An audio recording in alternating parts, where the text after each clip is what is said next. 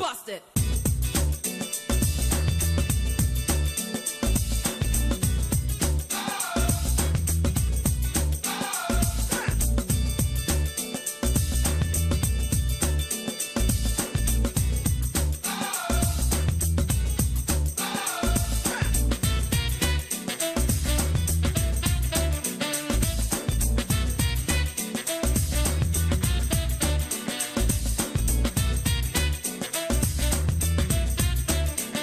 Hello and thanks for staying with us. Welcome to Political Platform. My name is Amechi Anakweze. Tuesday morning, the nation is still reacting to the statement credited to the president. National interest versus the rule of the law, which one should take precedence? Some said even that statement was a threat to national security. So I will be, like we promised, sharing your mails, the mails you sent on that, and we'll be joining someone from the president's camp, a legal practitioner, to throw more light on the message of the president. But beyond that, from the United States, not too good, a report, a comment credited to U.S. President Donald Trump. Recall when he met with Nigeria's President Muhammad Buhari earlier this year. Financial Times reported yesterday that the president told some of his aides after meeting with the president that he was so lifeless and would not want to meet such a lifeless person again. If it is true, an insult to Nigeria as a country, to the presidency, and to all citizens of Nigeria. The president is the symbol of the nation, and any insult in any guise to him is an insult to entire Nigerians. It demands a bipartisan approach, and our foreign ministry must ask the necessary questions. This should not be wished away. No comments yet from the Asoro Presidential Villa Abuja and the White House, but we need to put pressures. We demand to be treated with respect, and we want the U.S. to clarify that report and that statement. Beyond that, Leah Sharibu, recall her, the 15-year-old the teenager that has been in Boko Haram captivity for 7 months now, one of the 119 Baptist schoolgirls that were abducted. The rest were returned, but she was held back because she refused to renounce her Christian faith and adopt the Islamic religion. She said in an audio and picture message released by an online media house, the Cable, exclusively yesterday, she was heard appealing to the president and Nigerians to come to her rescue and also be of help to her parents. It's a full house today. My colleagues are all here with me. Adebayo Abodure, welcome to Political Platform. Thank you, Amishi. I think from media reports since yesterday that there appear to be silence either from the presidency and the Ministry of Foreign Affairs on the comments attributed to Donald Trump. I don't think it's good. There ought to be prompt reaction to that issue so that we know the stance of the government either through the presidency or through the or through the Foreign Affairs Ministry, and so that Nigerians can throw their weight behind that and see how we respond to that issue. But my concern this morning is an editorial I came across in one of the national tabloids, and I will read a portion of it. The right of the citizen to peaceful protest is in open expression of their grievances or support of any issue in the public space remains a fundamental right. And frankly speaking, I agree with that. That 112 women for staging a protest over what they perceive as grievances against the state or grievances against an issue, and they are still in prison. I don't think these things are telling is good story for us as a nation that wants to occupy a prominent place among the Committee of Democratic Nations. What is their offense? They staged a peaceful protest. Nobody was killed. Nobody was harassed on the road. And just simply because of that, they are now pulling off in prison. I don't think it is. There has since been released by the magistrate court, but some of those that spoke against it said the women, yes, the right to protest, but they were wearing the insignia and flags associated with the proscribed indigenous people of Biafra. We don't know whether whether it's true. These are some of the insinuations that we got from that protest. But Uju Eje is also with us in the studio. Amechi, the women were protesting what they termed the disappearance of Nnamdi Kanu and his family members.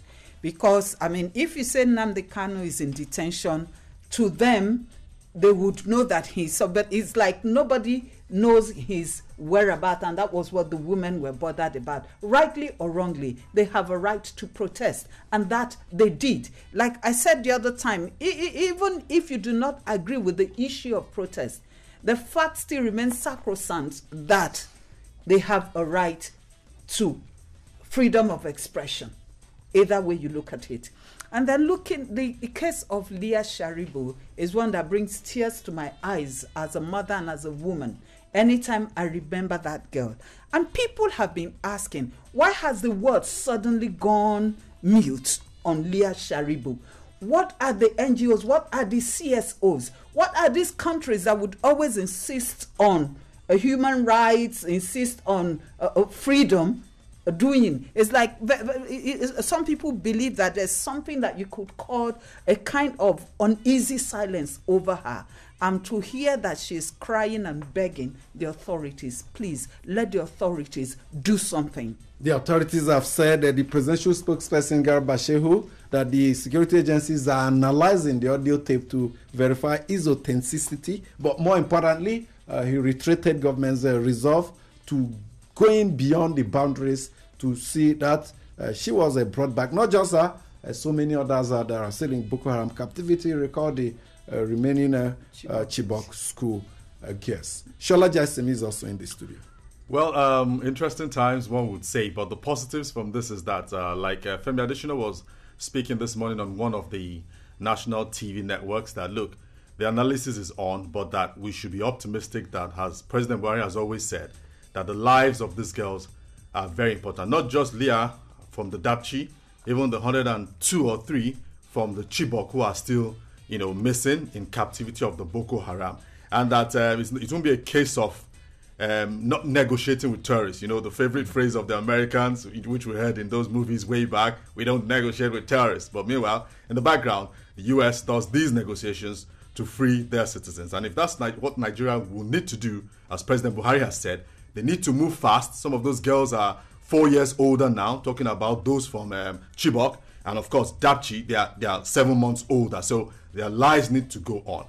Going back to the issue of politics now, the National Assembly Joint Committee on INEC and Electoral Matters, they've agreed with the executive now to say, okay, the 143 billion you have requested, these funds, we will work on them. And the extra one you're looking for, we'll see how that will happen. Now, if this comes back to the plenary when they resume, I don't know how they'll do it. Or is it a case of, would you be able to explain to us better, as our very senior colleague in the House of Reps, and in the National Assembly rather, on how this will pass? Would it be a case of this committee just doing the needful? Does it need, a plenary approval? Yes, of course it does. It does. It should get to the plenary. So one more thing, politics. A very strong political figure in Lagos, a member of the House of Reps, in 2003, 2007, or 2007, 2011, Moshood Salvador, a party chairman of the main opposition in Lagos, PDP, he has dumped the party.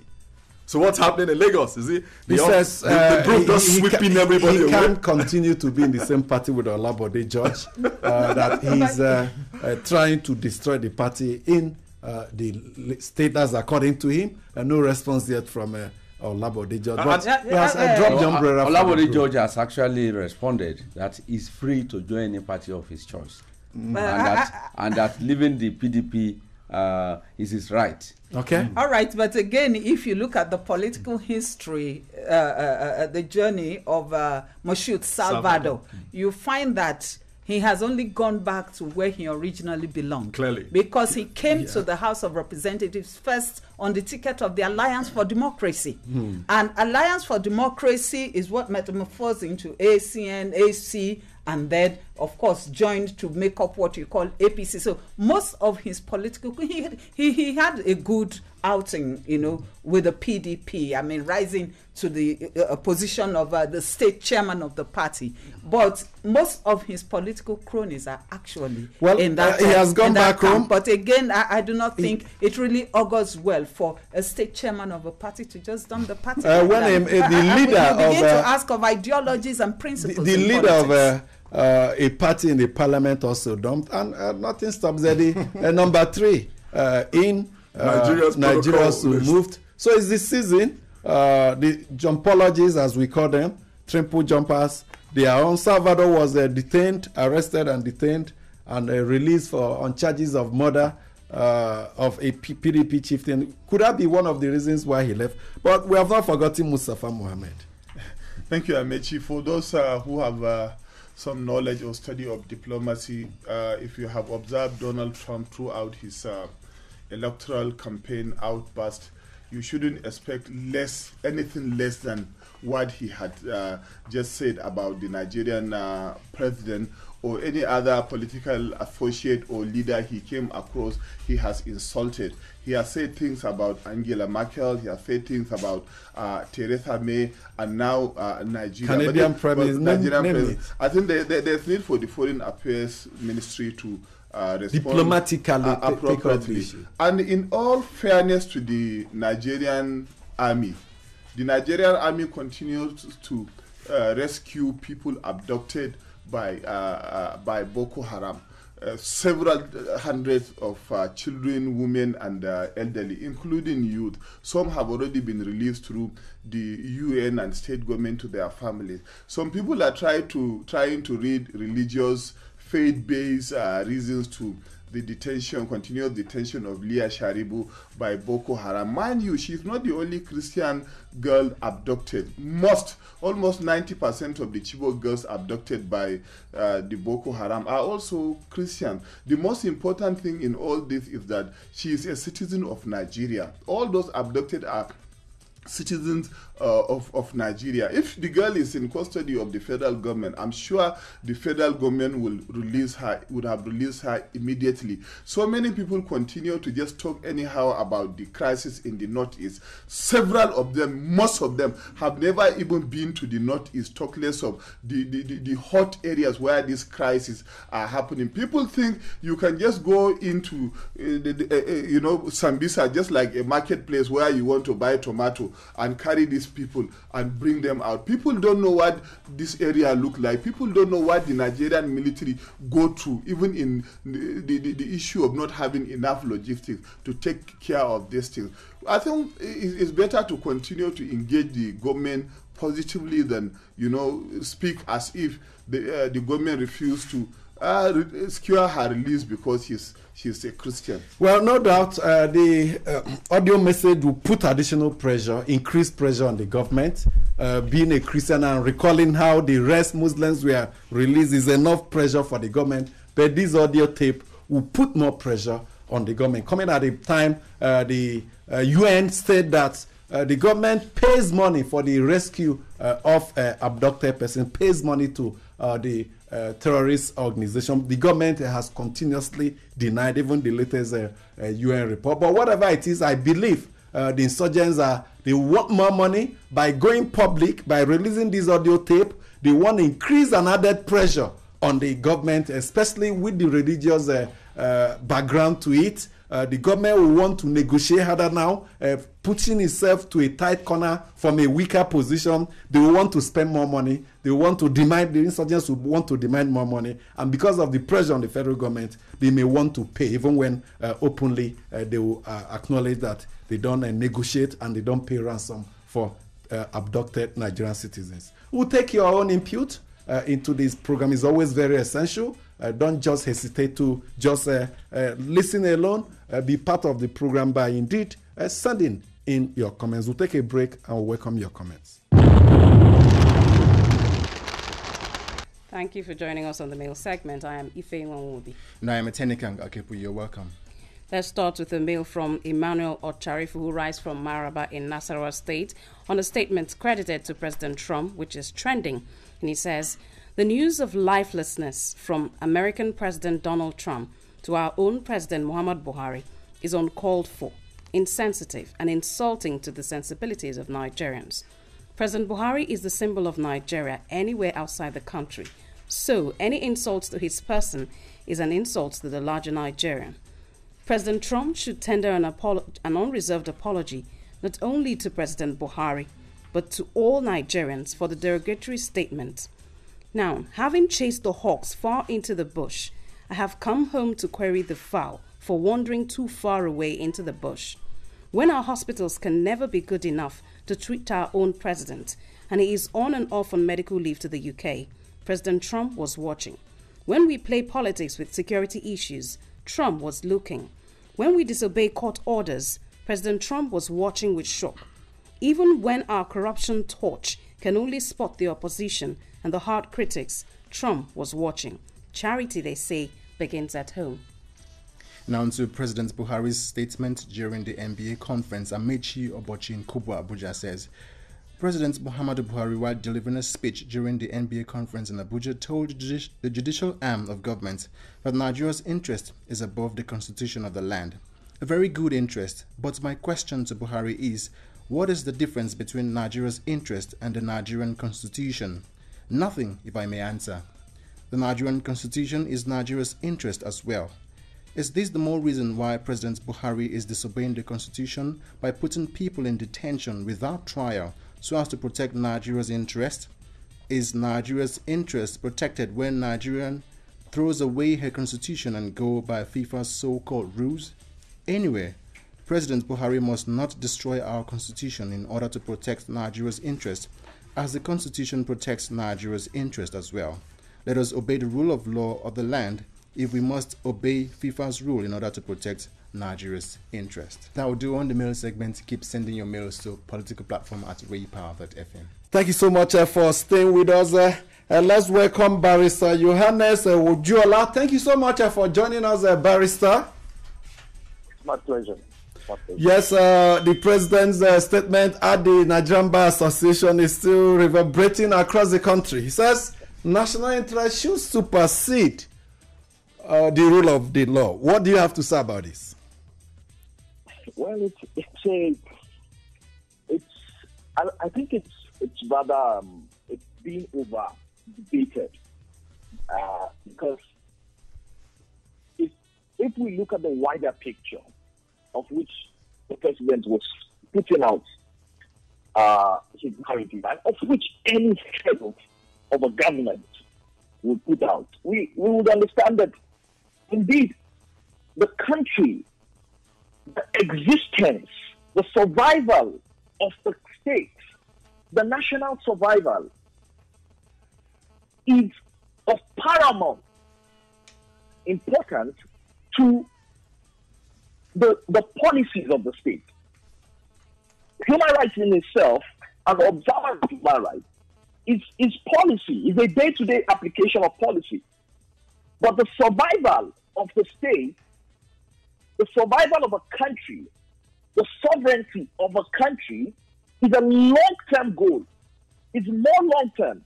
And so it's now an issue of would a state put its policies, its day-to-day policies over the long-term existential goal of the state. And no country in the world, no country, as long as it values its existence as a sovereign entity, will make the mistake of putting the rule of law, human rights, or what have you, above national interest. Now, who identifies and defines national interest? What constitutes national interest? Well, that is up for debate. It pendulum swing.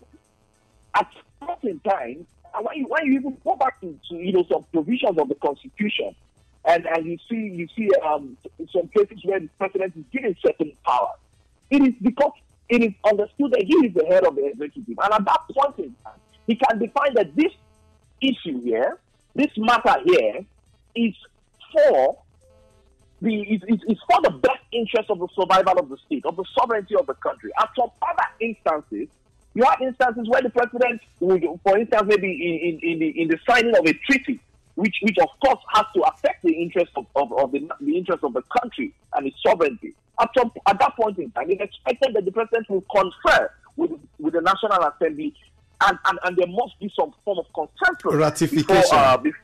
Yes, there lies the problem, Wojola. Now you are accepted as a problem over who should be the person to identify these national interests, because the person saddled with responsibility can readily substitute regime interests or group interests or personal interests with national security. Talked about a president signing foreign treaty. Doesn't end there. The Senate has to, that's the parliament, has to come in. Now, in this case of human rights, rule of law, and national security, where, for instance, the president believes the rights of some individuals are a threat to national security, can he on his own interpret it and implement it? If you recall, the Administration of Criminal Justice Act gives the courts the power to issue remand order. Should the executive, if it believes a certain person or group of persons constitute national interest, not share this knowledge, this information with the judiciary, so that they can give the necessary remand order based on our laws, and not just leaving it to unilateralism on the part of the executive? I think this is a wider picture, quite very wide, in the sense that the executive would and is engaging the judiciary on this, but the executive is equally playing on certain in a different dimension of law, in the sense that what we have observed especially in the cases, in the more recent cases, is implementing the law or executing the law in a way that suits national interest, and executing the law within at least even the orders of the court. And if we look at, and I'm looking at, particularly, for instance, the case where the Minister of Information gave a broader picture of the issue, stating that indeed the court's decision has been honored by freeing him, per se, legally freeing him, in the sense that he's not under arrest, he's not in prison, but under protective custody, which in itself is a wider picture of national interest. So that's the point I was raising. If it is protective custody, arguments were canvassed in court. The government can also decide to meet the judge, not in an open court, behind the open court, to present these evidences in such a way that the courts will now give legal teeth to this detention. At least the Administration of Criminal Justice Act makes provision for such.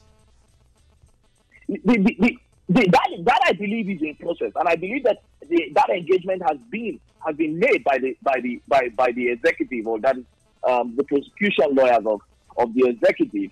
But there has been a conflict here of agreement between the executive and the judiciary on how to go about that. And I believe that there was a time where this was done, and the judges made certain insistence on producing the accused. And the accused himself said he didn't want to be produced. So it's been a conflict between the three people involved, the three parties involved, the state, the judiciary, the prosecuting team, that is the executive, and even the accused himself, who said he doesn't want to appear, in court. So that it's a wider picture, and I believe the conversation will continue to go. But exactly. At the end of the day, it will always be one thing, and it will be that, and even the courts have pronounced on this, and which we had in the case of Asari Dokubo, No, was it a judgment? Because people have said no court of the law of our land, even the Supreme Court, have made that it was a side statement made by a judge. Was it included in any judgment or any ruling? Have you cited it? I didn't get you. No, the reference you're making to the statement of a judge on the Asari Dokubo case, as what some people are saying is that it was a side joke, a reference made to a judge in a case, and that it was not part of a judgment or any ruling. And I ask, have you cited that judgment where the Supreme Court, according to the president, ascertain that national security should take prominence over the rule of the law. Have you cited it? I haven't cited it, but I've seen it on particularly that the Asari Local State, and I believe it's reported. But even at that, it's a statement of the court. It is court law. You cannot take it away from the fact that it is law itself. We'll just and have by the fact that it is case law, except we want to take away case laws out of the definitions of what constitutes our legal system. But as long as the pronouncement of a judge, and as long as it is, I'm afraid we'll just have to allow it to go at this point. We have come to the end of the program. Thank you so much, Barrister Johannes Wojiola, for your time. It's my pleasure. The argument will continue. We'll have to expand the conversation probably on Wednesday's edition of Political Platform. We'll get a legal practitioner that will, may want to see it from a different perspective. Thank you so much for being part of the program. That's the end for today. My name is Amichanak. We'll have a good time.